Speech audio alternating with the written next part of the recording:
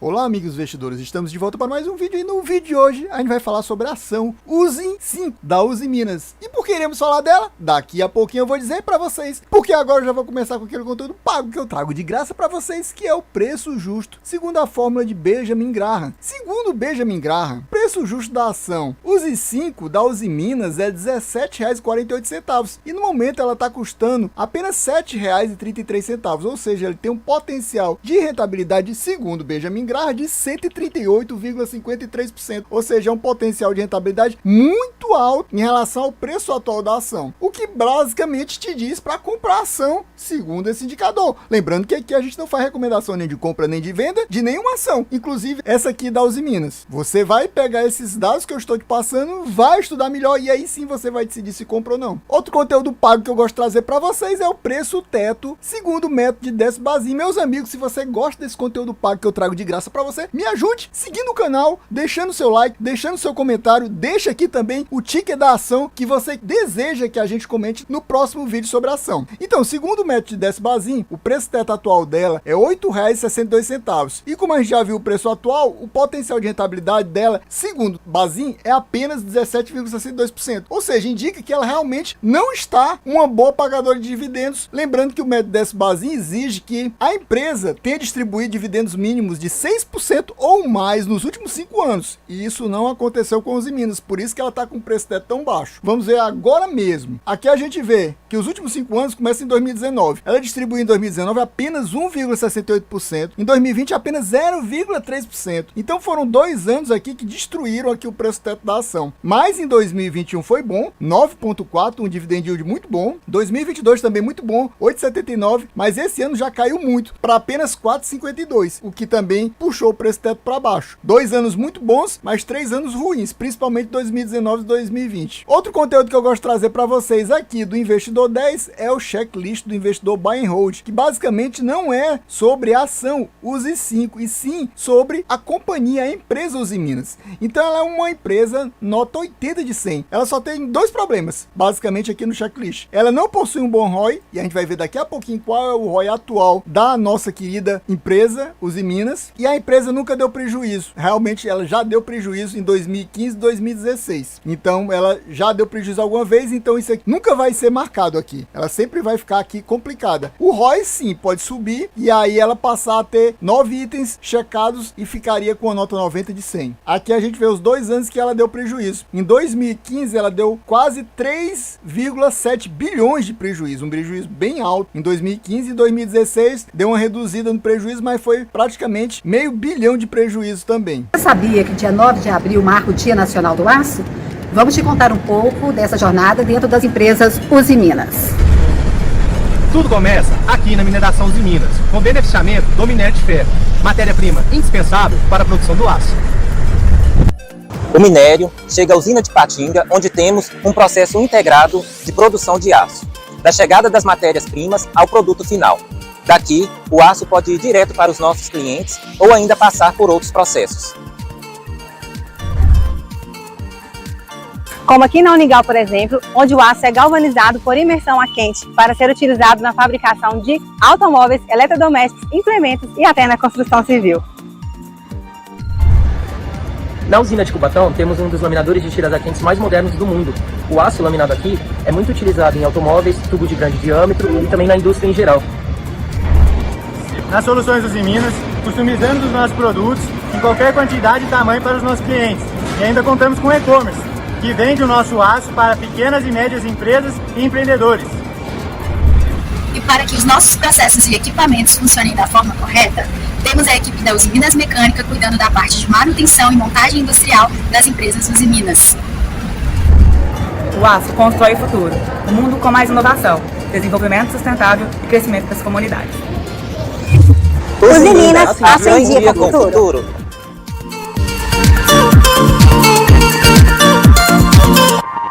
Agora sim, a gente vai mostrar para vocês por que escolhemos colocar essa ação Use 5 hoje. Lembrando que hoje, quinta-feira, pessoal, para quem não sabe, é o dia do vídeo extra. E como a gente decide qual é o vídeo extra? A gente olha qual foi o ativo que ficou em primeiro lugar 2 semanas atrás. Logo, nessa linha aqui, a gente vê que quem deu mais views foi Marfrig. Marfrig é o quê? É ação. Então, por isso, a gente fez um vídeo hoje de ação. Para escolher a Uzi Minas, o que a gente faz? Vai no último vídeo postado aqui no canal daquele tipo de ativo, no caso, ação. Então, foi o caso do vídeo da Neoenergia. A gente vai nele. E quem decide qual o vídeo é você, meu amigo. É você que tá atrás da tela. Você vem aqui, deixa nos comentários o seu ticket que você quer que a gente comente no próximo vídeo de ação, ou deixa o seu like naquele ticket que mais lhe agradar. Então, no caso aqui, a gente teve apenas um ticket válido. O Mil Schmidt pediu Use 5. Alguém vai dizer assim, ah, mas aqui o nosso amigo Olecran Mod pediu Semi.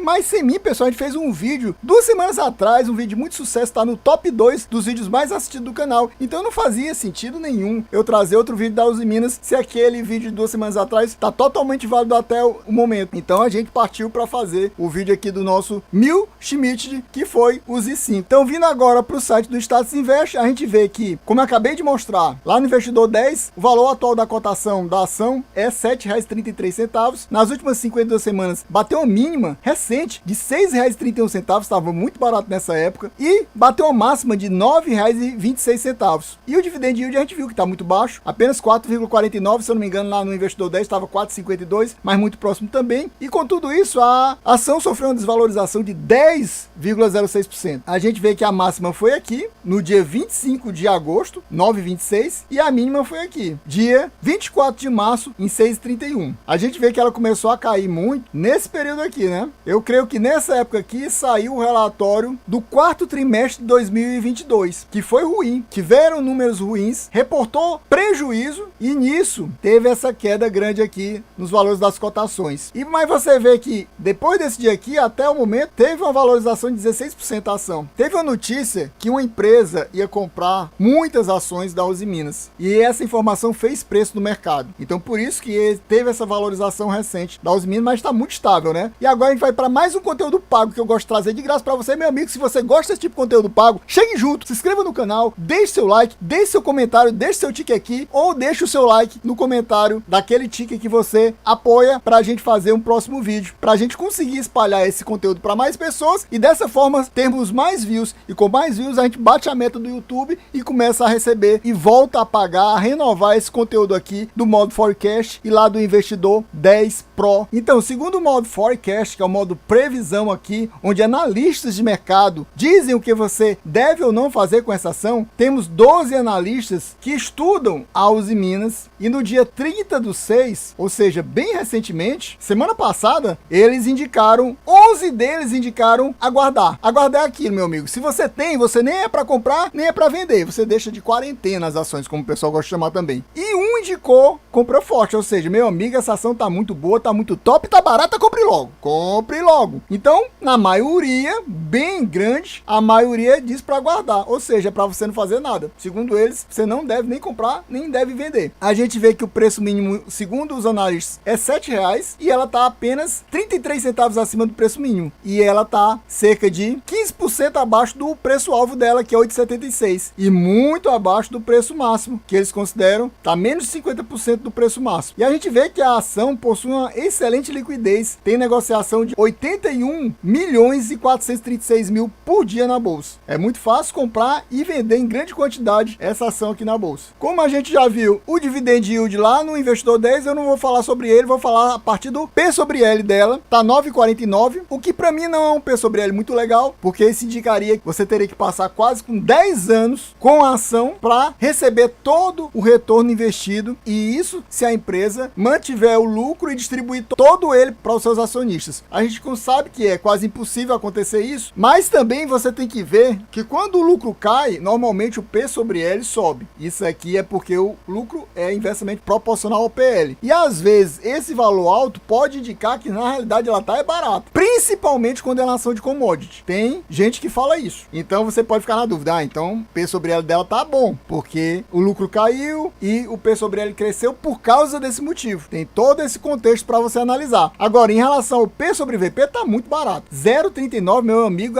isso indica que ela tá com desconto em cima do valor patrimonial dela de 61%. Tá custando menos da metade do valor que ela deveria estar custando no mercado. E o EV sobre EBITDA e o EV sobre EBIT estão abaixo de 10. Esse aqui tá 1/3 de 10, esse tá na metade de 10, e abaixo de 10 considera-se que a ação tá boa, segundo esses dois indicadores de valuation. Se a gente partir para a dívida líquida sobre o PL, é basicamente ridícula, 0,01, ou seja, ela tem tanto dinheiro em caixa que ela consegue praticamente pagar toda a dívida que ela possui, se ela quisesse. Então tá um número excelente. O ideal é abaixo de 1, essa dívida líquida sobre o EBITDA, o ideal é que ela seja abaixo de 3,5. Alguns analistas mais, digamos, conservadores dizem que abaixo de 3, aqui tá 0,10, meus amigos. Então tá muito boa também essa dívida líquida sobre o EBITDA. A margem líquida dela é que não está boa, nem um pouco boa, 3% é muito baixa essa margem líquida. Eu considero legal e interessante a partir de 20. O pessoal considera boa a partir de 10, mas eu prefiro considerar a partir de 20. O ROI dela é aquele negócio que a gente falou que estava ruim, tá ruim mesmo. O que o pessoal considera bom é a partir de 10, eu considero bom a partir de 20. E tá apenas 4, tá muito baixo esse ROI dela. Vindo aqui para o mapa de calor, a gente vê quando ela pagou nos últimos anos. E a gente vê que em 2021 ela pagou 4 vezes. Foram 4 meses pagando. Em 2022, ela pagou apenas uma vez, mas pagou bem. Você viu que o dividend yield no ano passado foi bom. Então ela teve um dividendo distribuído muito bom, mesmo tendo pago só uma vez. Agora esse ano, ela já pagou, eu por sinal recebi dividendos, porque eu tenho os IN 5 na carteira, e ela pagou em junho, e não tem nada previsto para os próximos meses. E pelo padrão dela, pode ser que não saia mais nenhum dividendo esse ano. Pode ser. Se tiver, provavelmente vem em outubro. Agora a gente vai mostrar um dos motivos da ação ter perdido tanto valor e tá tão barata atualmente. Essa notícia sobre a reforma do Alto Forno 3, e é algo bilionário, meus amigos. Olha o valor dessa reforma, quase 3 bilhões, meus amigos, quase 3 bilhões, para você ver como a Uzi Minas é grande, porque um alto forno dela, para reformar,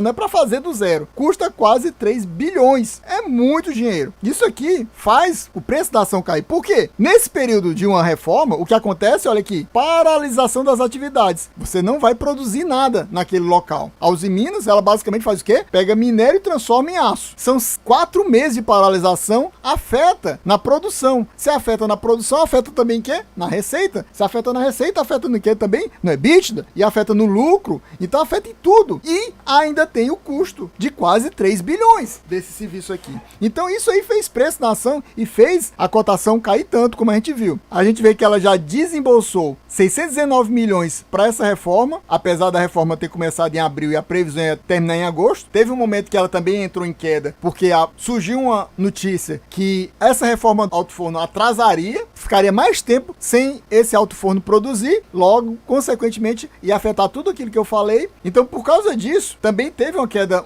dos valores da ação, né? A gente viu que chegou quase a 8, depois reduziu, caiu para 7,30, quer dizer, perdeu quase 10% de valor. E também ela teve mais um gasto em 2023 agora de 1,2 bilhões. Daqui a pouquinho a gente vê mais outro motivo para ela ter perdido de valor. E se você, meu amigo, não é inscrito até agora, se inscreva agora, deixa aquele likezão, ative o sininho para ajudar esse canal a crescer. E com isso, a gente conseguir distribuir esse conteúdo para mais pessoas ficarem bem informadas e a gente também começar a ter um retorno aqui do nosso trabalho. Então, os destaques principais desse relatório aqui que eu estou mostrando para vocês, o relatório referente ao primeiro trimestre. O do segundo trimestre deve sair até o fim de julho ou início de agosto. A gente vê que os principais destaques dela são aumento no volume das vendas de aço no mercado doméstico, ou seja, no mercado brasileiro. Aumentou 7% em relação ao quarto trimestre de 2022 e 8% em relação ao primeiro trimestre de 2022. Ou seja, nesses dois casos teve aumento. Teve também um aumento de 35% do EBITDA ajustado do primeiro trimestre de 2023 contra o quarto trimestre de 2022. Também ocorreu uma geração de caixa de 764 milhões e uma redução do capital de giro. Ocorreu também uma redução da dívida líquida, isso sempre é muito bom, em torno de 75% em relação ao quarto trimestre de 2022 também, o que deu uma alavancagem líquida de 0,07. E essa alavancagem líquida, pessoal, é sinônimo daquele número que a gente acabou de ver no Status Invest, valor da dívida líquida pelo EBITDA, que atualmente, segundo o Status Invest, está 0,10. Aqui está estava 0,07, estava mais baixo ainda. Mas 0,10 ainda é muito baixo, como eu falei. Segundo os analistas, o ideal é que seja abaixo de 3,5. Então 3,5, esse aqui está muito abaixo de 3,5, né? E aqui ainda fala, como destaque, a preparação para a reforma do Alto Forno 3, que a gente já viu, já começou. A estimativa era começar em abril e terminar no mês de agosto. Mais números importantes dos resultados consolidados do primeiro trimestre, a gente vê que a receita, normalmente a comparação ideal é essa. Primeiro trimestre de um ano contra o primeiro trimestre do outro e também com o quarto trimestre. A gente nem olha para os outros trimestres. A gente vai olhar para o segundo trimestre de 2022 quando for falar do segundo trimestre de 2023. Então, por enquanto, em relação ao primeiro trimestre de 2022, houve uma perda na receita de cerca de 600 milhões. Em relação ao quarto trimestre, uma perda na receita de 400 milhões. Ou seja, números não muito bons em relação à receita líquida. Em relação ao EBITDA, a gente também vê uma redução grande. O EBITDA se reduziu praticamente à metade em relação ao primeiro trimestre de 2022. Só que cresceu em relação ao quarto trimestre de 2022. Foi melhor o EBITDA. Em relação ao lucro líquido, a gente vê que em primeiro trimestre de 2022 estava 1 bilhão 263 milhões e agora apenas 544 milhões. Caiu mais de 50% o lucro líquido. E em relação ao quarto trimestre, foi muito bom, porque saiu de um prejuízo de 839 milhões para um lucro de 544 milhões. Mas lembrando que esse prejuízo aqui foi devido a um impairment. Esse impairment é quando a empresa reporta nos balanços dela desvalorização de ativos dela. Eu considero isso uma coisa boa. Uma coisa boa sim, porque está mostrando que a empresa é transparente e ela não está querendo enganar os sócios dela, nem a própria empresa. E ela mostrou que realmente tinha ativos que não tinham mais aquele valor. E eles fizeram esse impairment, essa desvalorização dos ativos dela, que foi de 1,4 bilhão. Foi 1,4 bilhão. Como ela tinha tido, na realidade, um lucro na prática, com esse impairment é que ficou negativo em 839. Porque se não fosse pelo impairment, ela tinha tido um lucro de cerca de 600 milhões. Mas com esse impairment, que eu considero, como eu falei, que a empresa está mostrando que ela é transparente. Ruim seria se ela não registrasse isso contabilmente e os bens estivessem perdendo valor e ela não reconhecesse essa desvalorização. E ela está reconhecendo essa desvalorização. Mas tem muita gente que achou isso ruim. E também isso fez preço e fez as ações caírem. Basicamente, como eu falei para vocês, naquele momento que deu 6,31, eu acho que tinha acabado de sair o relatório do quarto trimestre. E muita gente, quando viu esse prejuízo no quarto trimestre, começou a vender as ações e bateu aquele R$ 6,31, que foi a mínima nos últimos 12 meses. Então, pessoal, a gente vai ficando por aqui. Espero que vocês tenham gostado. Quem gostou, sabe. Se não for inscrito, inscreva agora. Deixa aquele likezão. Ative o sininho. É isso aí. Valeu. Até a próxima e fui!